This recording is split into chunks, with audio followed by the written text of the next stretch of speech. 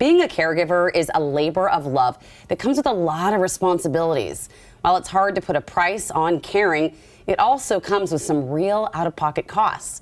Preparation is key, and here with some real help is AARP State Director Marguerite Ro and Linda Davenport from BECU's Trust Services team.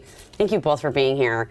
This is such an important topic. And Marguerite, I want to start with you. I wanted to know, what kind of support are family caregivers providing? Because you see it all with AARP. And how much do they typically spend out of their own pockets? Yeah, you know, family caregivers are essential to caring for our older loved ones, right? Yeah. Whether it's your grandparents, your spouse, your in-laws, or even your adult children. Yeah. So, you know, whether it's helping take people to, taking your family members to appointments, doctor's appointments, managing medications, making sure that they've got the right foods to eat and that there's somebody helping them get from place to place. These are all the things that folks are doing.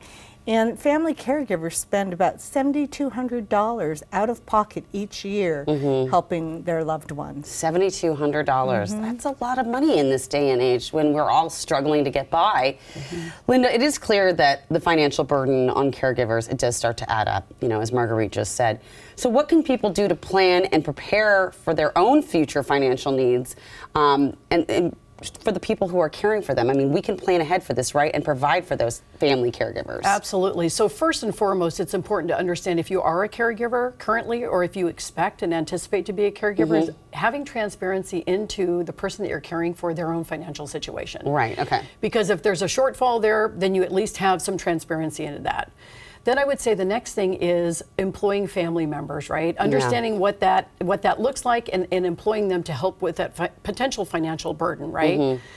Then connecting with your own financial advisor. If you don't have one, consider, you know, hiring a financial advisor to look at your own investments. What kind of income, you know, do you need currently, and what are your future needs going to be, to make sure that your portfolio is positioned in a way that grows for those needs, right? Right. The other thing to consider, financial advisors can help with long-term care insurance that you may want to consider, as well as life insurance. Yeah.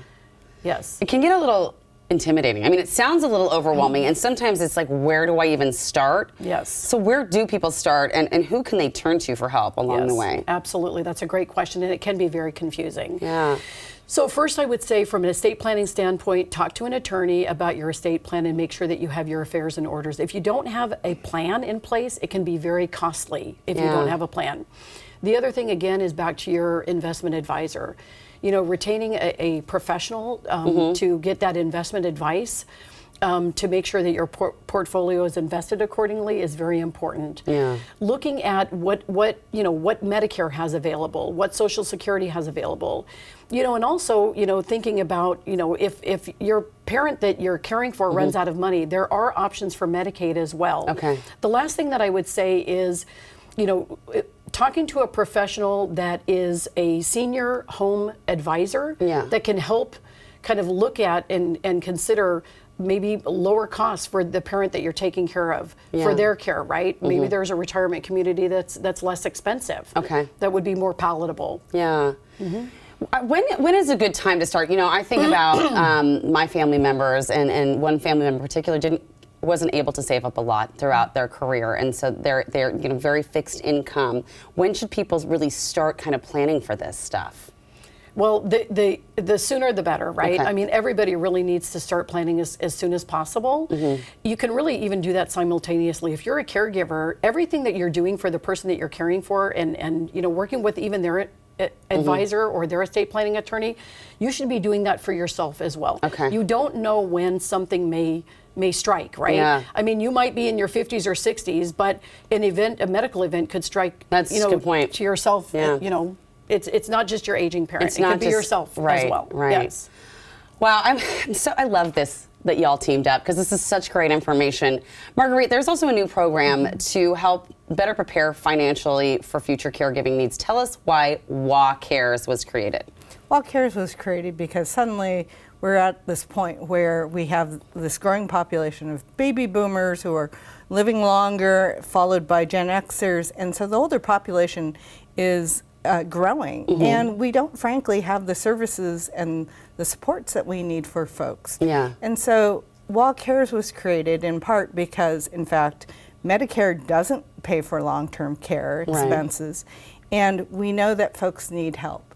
And so by putting a little away each month, this creates it creates the opportunity for us to have a public long-term care benefit that is available to everyone, including those who have pre-existing conditions. That's great. So it's really important that we have the support that's available to so many of us who end up being, as Linda says, surprised when we finally need it. Right. Yes. And it helps caregivers too, right? Absolutely. Family caregivers will benefit from this because individuals can use those dollars to pay and support the pay family caregivers for the support that they provide, as well as for home modifications and those other really important things that we need when we need long-term care support. Well, like, because you never realize that maybe someone can't walk upstairs and so you need to get a new, or you need a hospital bed, or all these things you never think of. That's right.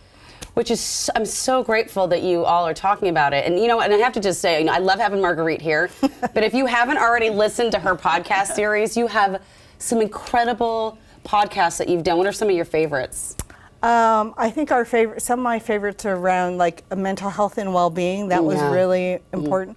We did one recently on rural communities because access to services is more challenging. Yes. Yep, more challenging in those areas. And then we had the ones with Linda. Yes. Around what should you do financially, and I learn every time I speak to Linda. That's awesome. And you'll learn every time you listen to one of Marguerite's podcasts, because they really are so full of great information. And I'm just so grateful for everything you've done, and I'm always so grateful for what BECU does for the local community. Like, you can tell that you care, and so the fact that you two have joined together, I mean, it really means so much. We're very lucky, so thanks to both of you. Thank you. Of course. All right.